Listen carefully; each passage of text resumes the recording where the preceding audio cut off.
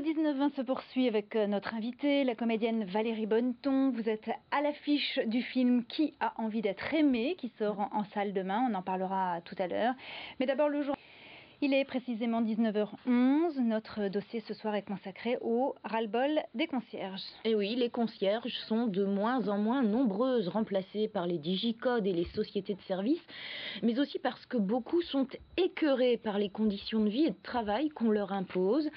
Certains dossiers finissent d'ailleurs au prud'homme. C'est le cas pour l'une des femmes qui témoigne ce soir.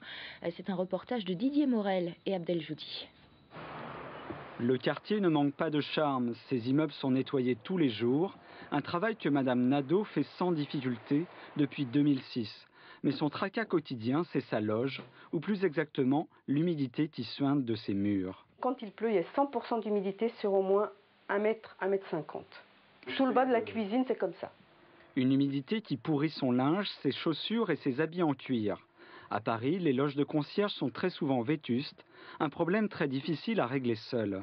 Le premier hiver, je me suis rendu compte que c'était très humide, très froid, très humide. L'année suivante, j'ai commencé à informer le syndic, mais que bon, on n'entend rien, on ne fait rien, on laisse passer les choses. Et puis moi, j'étais dans cette situation-là depuis, maintenant, ça fait 4 ans et demi. 4 ans et demi, ça fait beaucoup. Le métier reste mal considéré. Certains copropriétaires en profitent pour se transformer en autant de petits chefs. Non, mais je vais faire le nécessaire. Faites-le, parce que là, c'est vraiment... Non, mais je vais le faire. Non, mais pas la cinglinglin. Donc c'est brouillé, ça me fait sauter du lit, par exemple. Ça me met en sursaut parce que j'ai vraiment l'impression que la personne va entrer. Et ça arrive régulièrement qu'on essaye de rentrer chez vous ? À force de vexations comme celle-ci, Elisabeth Costa a fait une dépression. Elle vit dans cette loge mal éclairée d'à peine 20 mètres carrés et vient de recevoir sa lettre de licenciement pour travail non fait. Ce qu'elle conteste, car non seulement elle est à temps très partiel, mais en plus, elle travaille quand elle ne devrait pas. Ça arrive souvent quand on me fait pipi, donc sur ma porte, du vomi dans les murs, dans l'escalier, des fois du sang.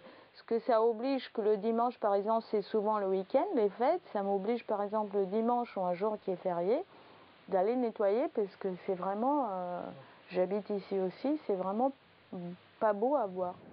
Fragilisée moralement comme de nombreuses concierges, elle trouve alors de l'aide chez le syndicat des gardiens d'immeubles. Souvent, j'ai des gardiennes qui viennent au cabinet et qui sont en pleurs, sont à bout, n'en peuvent plus.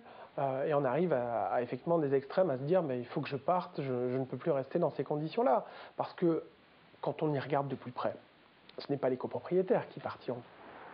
En Ile-de-France, sur 8 ans, ce sont plus de 2800 concierges qui ne sont plus dans l'escalier. Elles ont été poussées dehors par le besoin de réduire les charges et le prix du mètre carré. À l'automne dernier, le ministre du Logement avait promis une revalorisation de ce métier. Pour l'instant, les concierges en attendent encore les effets.